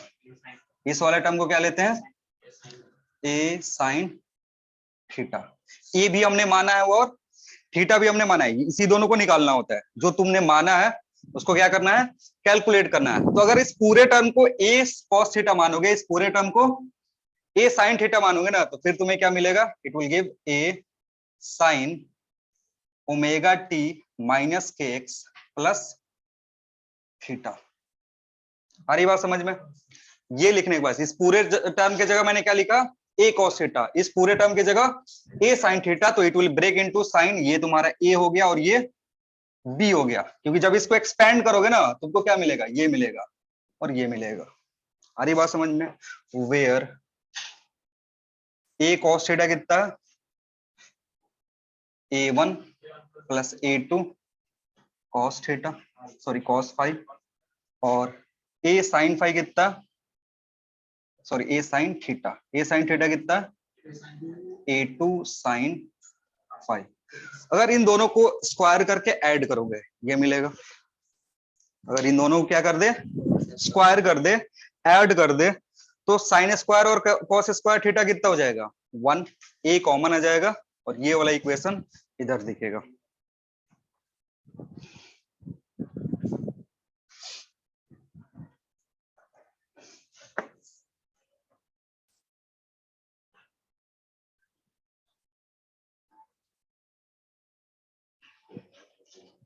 होगा? ऑनलाइन वालों को समझ में आ रहा है? सब सो गए क्या ऑनलाइन? हाँ ठीक है, जल्दी छाप लो। थीटा की वैल्यू बताओ कितनी होगी? इसी इक्वेशन से, इक्वेशन 1 और 2, ये मान लो 1 है तुम्हारा, ये इक्वेशन कितना है 2 है। 1 2 से ये हमें मिला, 1 2 का स्क्वायर करके ऐड करेंगे ये मिलेगा। अगर तुम 2 डिवाइडेड बाई 1 कर दो तो कितना होगा tan थीटा इक्वल्स टू, ये डिवाइडेड बाई ये होगा A2 sine five divided by A1 plus A2 cos five. अगर तुमको याद होगा ना तो ये वेक्टर एडिशन लॉ को फॉलो कर रहा है। किसको फॉलो कर रहा है? वेक्टर एडिशन लॉ को। क्यों कर रहा है? क्योंकि ये वेक्टर ही तो है। डिस्प्लेसमेंट क्या है तुम्हारा? वेक्टर क्वांटिटी है। जो भी डिस्प्लेसमेंट हम y1 y2 y3 क्या था तुम्हारा? डिस्प्लेसमेंट था। डिस्प्लेसमेंट क्या होता है? Vector quantity. और वेक्टर क्वांटिटी में ये जो डिस्प्लेसमेंट है ये मैक्सिमम डिस्प्लेसमेंट है। किसी भी पार्टिकल का मीन पोजीशन से तो मैक्सिमम डिस्प्लेसमेंट हो रहा है, वो कितना है? A1 A2 A3 उससे रिप्रेजेंट करते हैं। अब यहाँ पे A का जो वैल्यू है वो वेरी करेगा। अगर हम फाई को वेरी करवा दे, ठीक है, फाई को अगर वेरी करवा दो तो क्या होगा? जैसे अगर फाई की वैल्यू 0 रखोगे तो कितना होगा? A1 प्लस A2 हो जाएगा। अगर फाई की वैल्यू 90 रख दे, ठीक है, तो ये जो भी चीज है ना, यहाँ पे जो भी अंदर में चीज है ये क्या कर रहा है? ये डिपेंड कर रहा है किस पे? इनिशियल फेज डिफरेंस पे। जो भी इनिशियल फेज डिफरेंस था दोनों वेव के बीच में, उस पे डिपेंड कौन कर रहा है? एम्पलीट्यूड। और अगर एम्पलीट्यूड डिपेंड कर रहा है इनिशियल फेज डिफरेंस पे, तो इंटेंसिटी किस पे डिपेंड करेगा? सेम चीज पे, क्योंकि इंटेंसिटी एम्पलीट्यूड पे डिपेंड करता है। और अगर इंटेंसिटी एम्पलीट्यूड पे डिपेंड कर रहा है, एम्पलीट्यूड वेरी कर रहा है इस रीजन में डिपेंडिंग ऑन फाई, तो फिर तुम्हारा इंटेंसिटी हर जगह वेरी करेगा। तो हमें कुछ कुछ ऐसे लोकेशन पता करने होते हैं जहां पे क्या हो कि जो भी डिफरेंस हो वो तुम्हें पता चल जाए।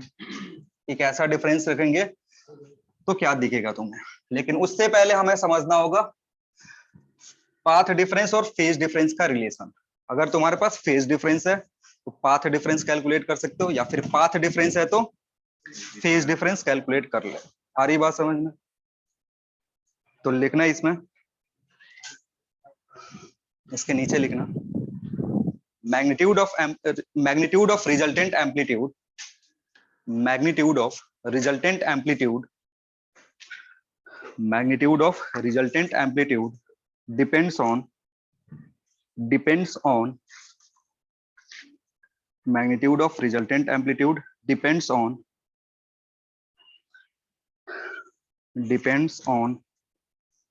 phi bracket में, that is initial phase difference of interfering waves. That is initial phase difference of interfering waves. और जब इंटरफेरेंस होता है तो अगर बाकी सारी चीजों को देखोगे तो सब कांस्टेंट है। जो भी हमने इंटेंसिटी का इक्वेशन लिखा था I 2 पाई स्क्वायर, लिखना नहीं है तुम्हें, बस समझना है, फ्रीक्वेंसी स्क्वायर रो इनटू भी, ये था। मीडियम सेम है, मीडियम चेंज नहीं हो रहा है, तो रो और भी क्या होगा? सेम। और सवाल जो भी तुम्हारा कंडीशन उसमें साफ साफ लिखा हुआ, फ्रीक्वेंसी क्या होना चाहिए? सेम होना चाहिए। तो इंटेंसिटी किस पे डिपेंड कर रहा है? इंटेंसिटी इज इक्वल टू ऐसे कांस्टेंट के स्क्वायर लिख सकते हो, ठीक है। तो I1 जो होगा तुम्हारा, it can be replaced as k into I2 जो होगा it can be replaced at, आ रही बात समझ में, लिख सकते हैं। तो ये जो इक्वेशन है ना, इस इक्वेशन को अगर मैं नाम दे दूं, मान लो ये m है, तो इसको क्या लिख सकते हैं, फ्रॉम इक्वेशन m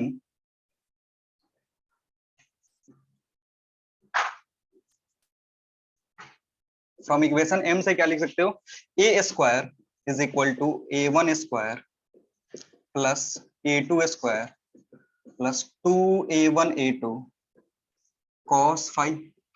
और अगर दोनों तरफ मैं k से मल्टीप्लाई कर दूं, दोनों तरफ अगर k से मल्टीप्लाई करते हो क्या हो जाएगा, k a1 square plus a2 square plus 2, इसको रूट 1 देता हूं और इसको उठा करके एक रूट k दे देता हूं, cos फाइव ऐसे लिख सकते हैं।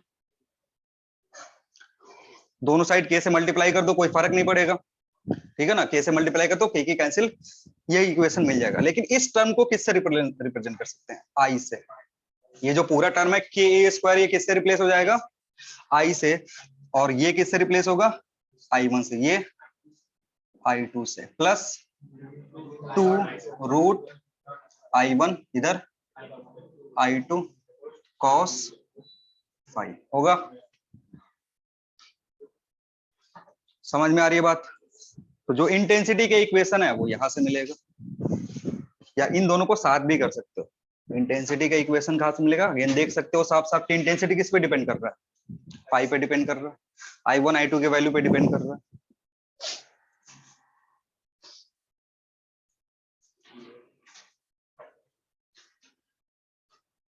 तो कोई भी डाउट हो यहां समझ लेना, क्योंकि ये तीन जगह, ये सेम चीज कहाँ कहाँ आता है, लाइट में भी आता है, फिर साउंड पढ़ेंगे साउंड में भी आएगा, और अभी नॉर्मल वेव पढ़ रहे तो यहाँ भी आ ही रहा है। तो तीन जगह आ सकता है, लेकिन पढ़ाएंगे एक ही जगह, सब जगह नहीं पढ़ाएंगे। तो अगर तुमको कहीं भी किसी पोर्शन पे डाउट हो तो पूछ लेना, जैसे ही पहुंचेंगे 12th क्लास में लिख देंगे we have studied in class 11th wave chapter, revise from there.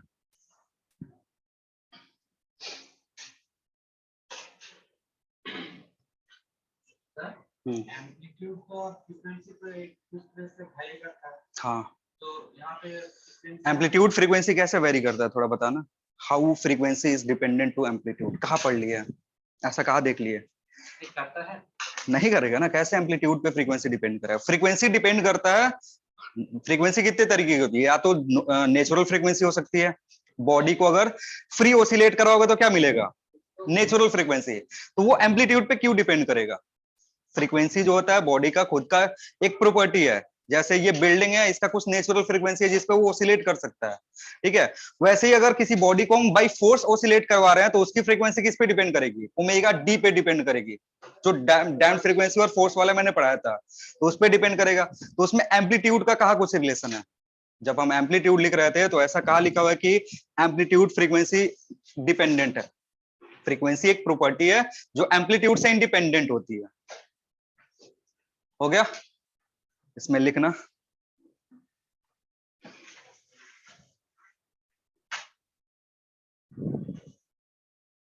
intensity is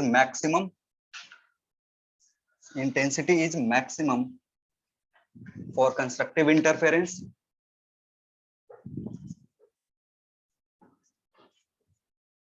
is maximum for constructive interference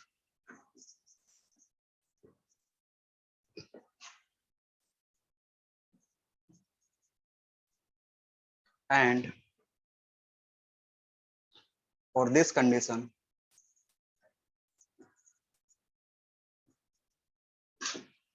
cos phi must be equal to है, cos phi जीरो कैसे हो सकता है, cos phi कितना होना चाहिए, 1 होना चाहिए, क्योंकि अगर यहाँ 1 पुट करोगे तो क्या देगा तुम्हारा, मैक्सिमम इंटेंसिटी देगा, मतलब phi क्या होना चाहिए, that is phi is equal to, और इसको phi से बढ़िया अगर डेल्टा phi लिखे तो कोई कंफ्यूजन होगा, क्योंकि मे भी हो सकता है जैसे हमने पहला वेव जो लिया था ना, उसका जो आर्गुमेंट था कितना लिया था, ओमेगा टी माइनस के एक्स, कोई ऐसे भी कर सकता है ना, प्लस phi 1 कर सकता है, या फिर दूसरा जो लिख रहा है उसके लिए ओमेगा 2 माइनस के एक्स कितना लिख सकता है, प्लस φ2। तो अब जब डिफरेंस निकालोगे ना तो इट विल बी φ1 माइनस φ2 या φ2 माइनस φ1। हमें ऐसा फाइ सीधे क्यों दिख रहा है? क्योंकि हमने एक को जीरो कर दिया। अगर जीरो नहीं करते ना तो यही अंदर में क्या दिखता, φ1 माइनस φ2 दिखता। तो इस टर्म को फाइ लिखने से बढ़िया हम सीधे क्या लिख दे, डेल्टा फाइ लिख दे। अगर किसी एक का जीरो है तो अपने आप किसके बराबर हो जाएगा, फाइ के बराबर हो जाएगा। ये चीज समझ में आ रहा है? तो जो φ1 होगा वो कितने के बराबर होगा, जीरो लिख सकते हो या फिर जीरो, या फिर और क्या लिख सकते हो, पाई। एक बार देख लो कॉस का जो वैल्यू है किस तरह है, ये होता है। तो एक बार जीरो पे, एक बार फिर 4 पाई पे। तो यानी जब डेल्टा फाइ जीरो होगा या फिर 2 पाई होगा या फिर 4 पाई होगा एंड सो ऑन। तो इस वैल्यू के लिए कॉस फाइ 1 होगा या कॉस डेल्टा फाइ कितना होगा, 1 होगा। और ये डेल्टा फाइ है ना, वेर डेल्टा फाइ को क्या बोलते हैं, फेज डिफरेंस। क्या बोलोगे, फेज डिफरेंस। और फेज डिफरेंस बताएं थोड़ा सा, कहाँ पे, एसएचएम में। एसएचएम में बताया था ना, जो भी आर्गुमेंट है साइन का उसको क्या करोगे, घटा लोगे, डिफरेंस लो लोगे, तो ये फेज डिफरेंस है। मतलब अगर दो वेव के बीच का फेज डिफरेंस कितना हो, जीरो हो, 2 पाई हो, 4 पाई हो एंड सो ऑन, तो फिर जो तुम्हारा इंटरफेरेंस होगा वो कैसा इंटरफेरेंस होगा, कंस्ट्रक्टिव। जो इंटेंसिटी आएगा वो मैक्सिमम होगा। ठीक है।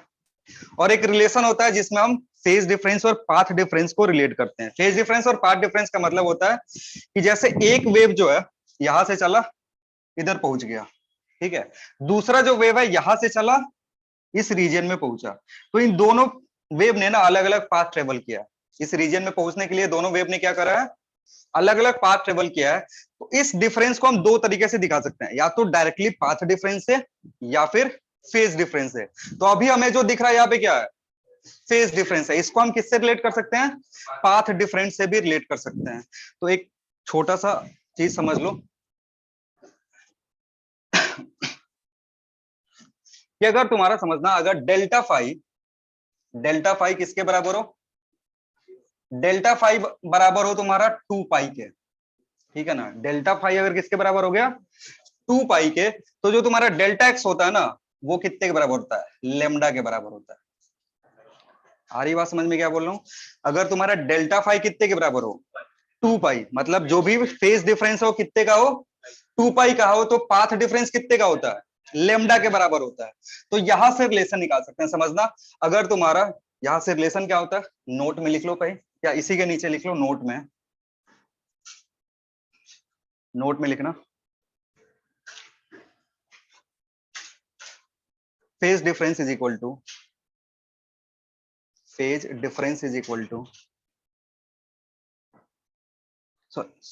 डिफरेंस या क्या लिखोगे, path difference. Path difference is equal to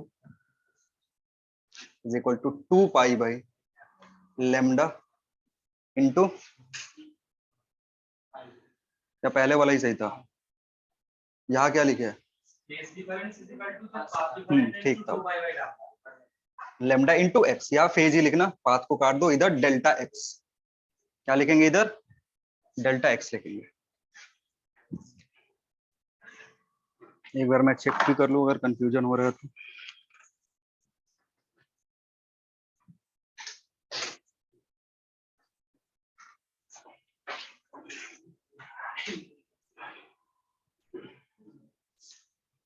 हाँ ठीक है,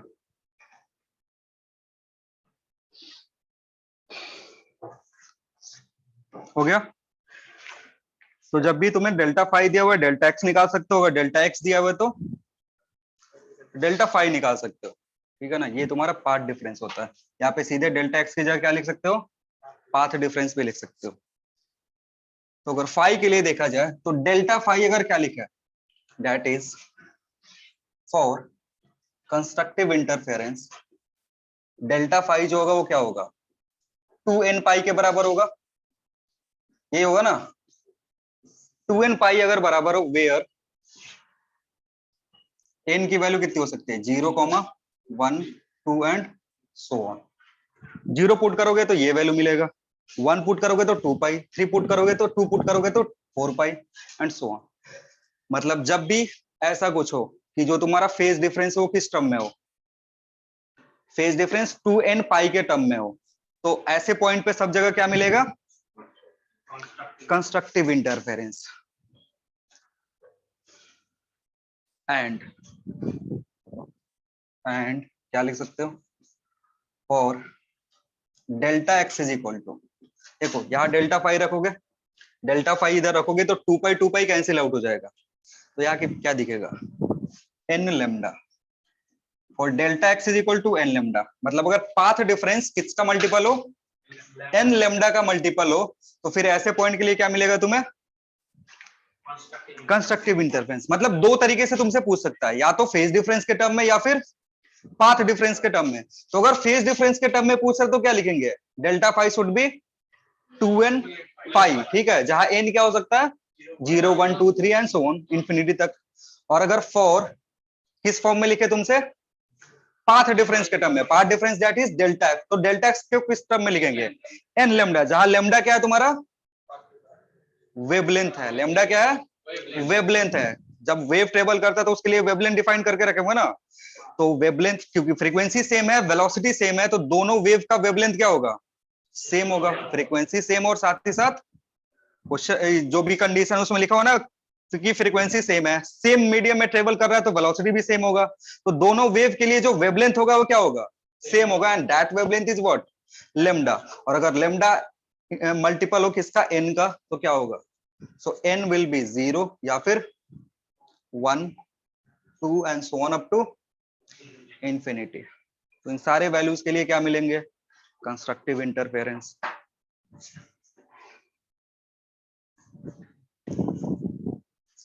नेक्स्ट लिख लो।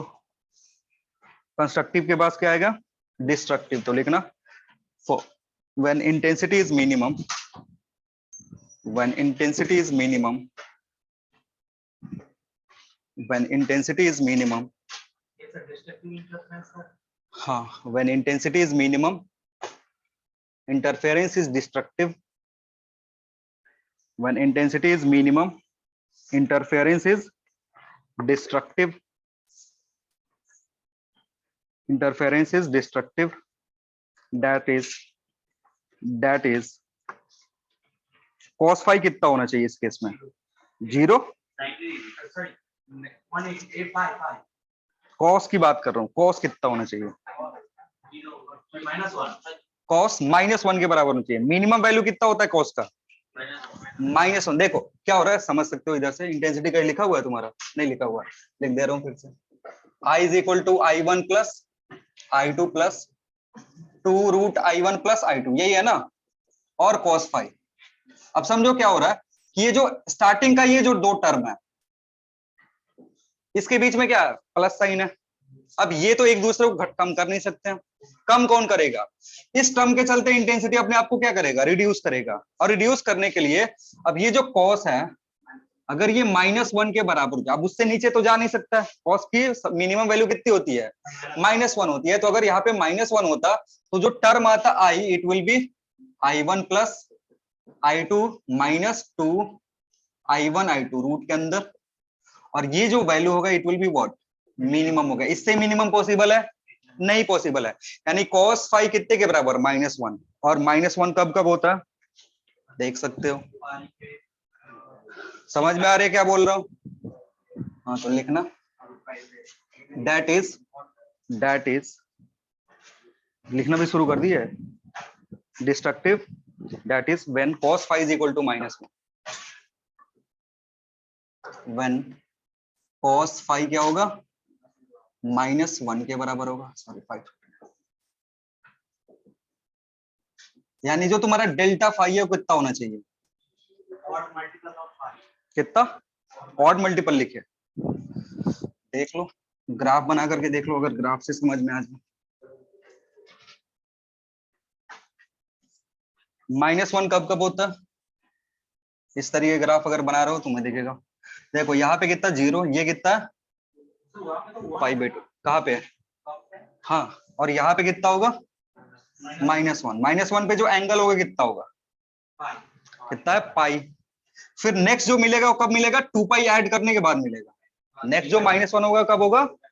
तो यानी फाई जो होगा इट शुड बी या तो पाई या फिर 5 पाई and so on up to infinity. समझ में आ रहा है बात?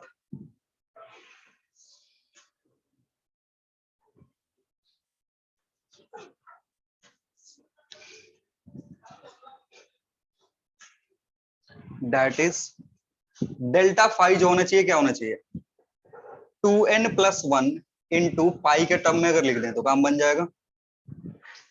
इस फॉर्म में अगर लिखते हो डेल्टा फाई 2n+1 के फॉर्म में हो, जहां n कहां से स्टार्ट हो, 0 1 2 3। तो अगर 0 रखोगे तो 0 रखोगे तो पाई, 1 रखोगे तो 3 पाई, 2 रखोगे तो 5 पाई। तो ये किस फॉर्म में है तुम्हारा? This is in term of phase difference, कि अगर दो वेव है उनके बीच में फेज डिफरेंस कितने का है? इसका n पाई का, ये 2n+1 पाई का है, तो सारे जगह पे क्या मिलेगा तुमको? डिस्ट्रक्टिव इंटरफेरेंस मिलेगा। अब इसको अगेन हम रिप्रेजेंट कर सकते हैं किसमें? पाथ डिफरेंस में। तो पाथ डिफरेंस क्या हो जाएगा? इन टर्म्स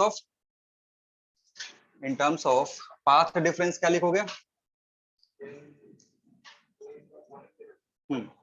पाथ डिफरेंस के टर्म में फाई की जगह तुम क्या पुट कर सकते हो? जब भी कंफ्यूजन हो ना, तो फाई की जगह तुम्हें पता है क्या आप कर सकते हो? 2 pi by lambda into delta x. ये कितने के बराबर होनी चाहिए?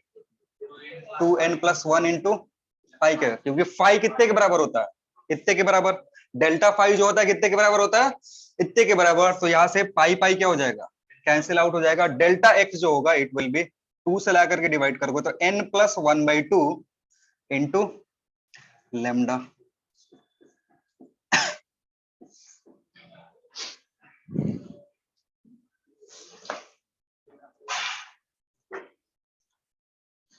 या किसी किसी बुक में देखोगे ना तो ये टर्म को सेम रखेगा, उधर लेमडा/2 कर देगा, ठीक है ना। बाकी ये वाला जो टर्म है उसको कुछ नहीं करेगा, ये वाला 2 को डिवाइड मैंने करके इस फॉर्म में लिख दिया। किसी किसी बुक में देखोगे तो क्या लिख देगा वो बोल रहा है ऑड मल्टीपल्स ऑफ लेमडा/2। याद करने के लिए वो कैसे बोल देता है? ऑड मल्टीपल्स ऑफ लेमडा/2, या फिर इसको ऐसे याद रख सकते हो। अगेन n क्या होगा? 0 1 2 and so on up to infinity. तो ये कंडीशन याद रखना होता है कि कब कंस्ट्रक्टिव होगा, कब डिस्ट्रक्टिव होगा।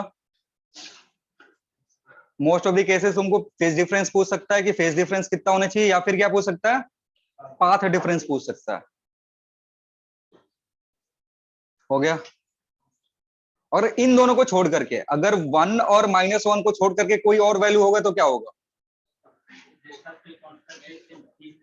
उसके बीच में होगा। यानी जो इंटेंसिटी का रेंज है ना, इंटेंसिटी का रेंज कहां से कहां तक वेरी कर सकता है? इंटेंसिटी का जो रेंज है, मतलब अगर इंटरफेरेंस हो रहा है किसी भी रीजन में, किसी भी रीजन में अगर इंटरफेरेंस हो रहा है तो जो इंटेंसिटी होगा वो कहां से कहां तक वेरी कर सकता है? आई मैक्स से आई मिनिमम के बीच में। तो कभी कभी कुछ इस तरीके का सवाल दे देता ना कि 4 ऑप्शन दे देगा और उन 4 ऑप्शन में एक ऑप्शन बाहर रहता है, मतलब इंटेंसिटी का जो रेंज है क्या होता है? उससे बाहर होता है। उसमें पूछता है which of the following is not possible. तो कौन सा टिक करेंगे? जो आई मैक्स और आई मिनिमम से बाहर होगा वो पॉसिबल नहीं है। अभी सवाल करोगे मॉड्यूल में इस तरह का मिलेगा, तो नोट में लिख दो during interference during interference during interference during interference during interference intensity of the region lie between during interference intensity of the region lie between I max and I mean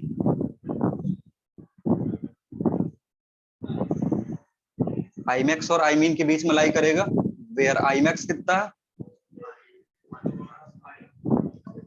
I1 plus I2 plus I1 I2, या फिर इसको ऐसे लिख सकते हो root I1 plus root I2 का whole square. And I minimum कितना होगा? तो I1 plus I2 minus 2 root I1 I2, इसको कन्वर्ट करोगे तो it will change into I1 minus root I2 का होल स्क्वायर, इन दोनों वैल्यू के बीच में ही होगा।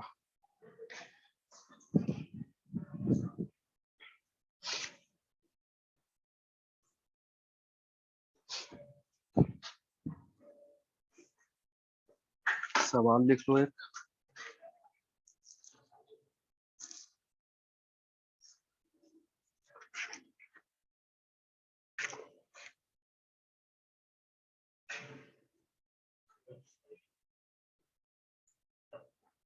हो गया, लिखना।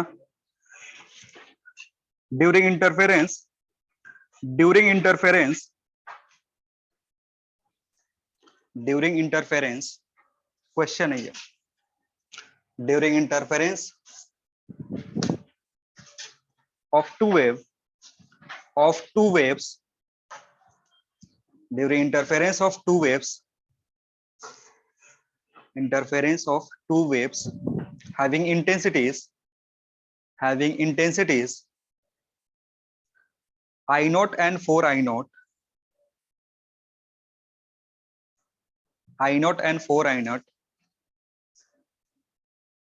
in a given region,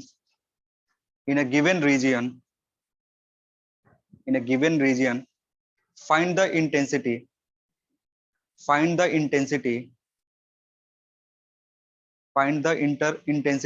if phase difference, find the intensity if phase difference is pi, करना इसको, phase difference is pi, बस हो गया।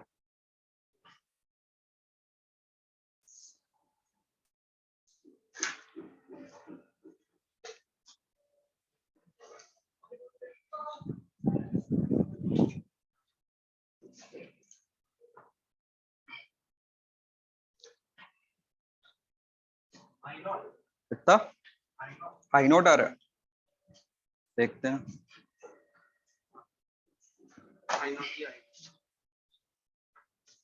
I नॉट आएगा, कुछ नहीं करना, वही फॉर्मूला में क्या पुट कर देंगे, वैल्यू पुट कर दोगे। तुम क्या कर रहे हो? अरे रेशियो नहीं निकालना है, फाइंड द इंटेंसिटी जब कितना डिफरेंस हो, पाई हो, क्योंकि ये कंडीशन किसका होता है, पाई कंडीशन। मतलब अगर सुनो डेल्टा फाई क्या हो गया तुम्हारा, पाई के बराबर हो गया, तो ये कौन सा कंडीशन है, डिस्ट्रक्शन का या फिर कंस्ट्रक्शन का? अरे डिस्ट्रक्टिव इंटरफेरेंस है ना, तो डिस्ट्रक्टिव इंटरफेरेंस के लिए आई मीन का फॉर्मूला इधर तो लिखा हुआ है, यहाँ है ना फॉर्मूला सीधे, तो इसमें पुट कर दो। तो अब आई मीन निकालोगे तो कितना होगा, रूट ओवर एक बार I naught minus root over 4 I naught, इसे क्या स्क्वायर करना है, तो यहाँ से क्या बाहर निकलेगा, आई नॉट, और इधर से बाहर निकलेगा 2 आई नॉट स्क्वायर, बाहर आएगा माइनस आई नॉट स्क्वायर का स्क्वायर कितना होता है, ये रूट। सर वो आई नॉट का रूट होगा, आई नॉट का कौन सा, हमने जो करा वो सेकंड आई, एक मिनट रुक जाओ इधर, हां तो रूट में होगा ना आई नॉट, हाँ सॉरी, ये जो होगा ये रूट में होगा, 2 बाहर निकलेगा ये वाला चीज, तो ये जो दिखेगा तुमको क्या दिखेगा, माइनस रूट आई नॉट इसका square, so it will be I not.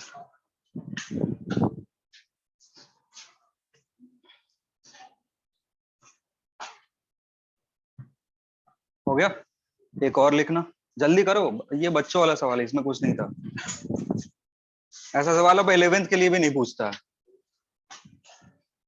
एक और सवाल लिखना, ratio of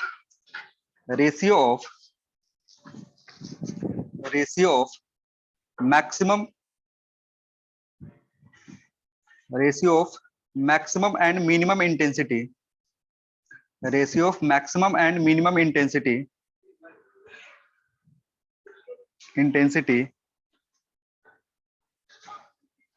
in a given region of interference,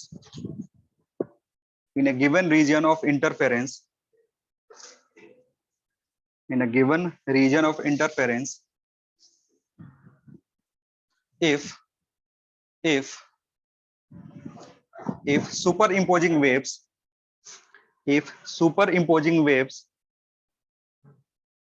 if superimposing waves have intensity of ratio, superimposing waves have intensity of ratio 1:9.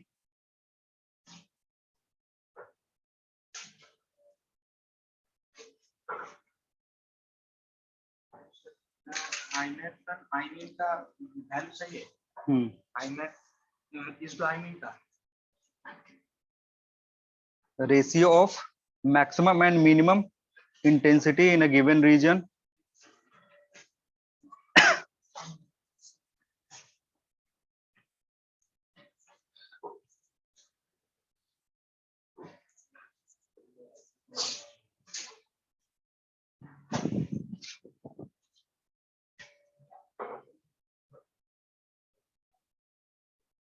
कितना होगा 4 होगा, बाकी लोग को करने दो।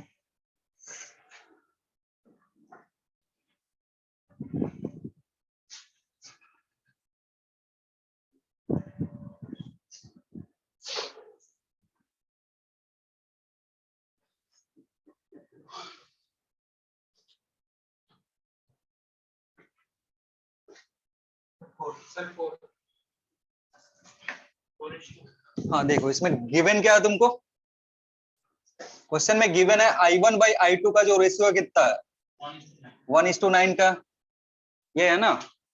सो अगर यहां से देखोगे रूट करोगे तो क्या मिलेगा, I1/I2 जो होगा इट विल बी 1/3।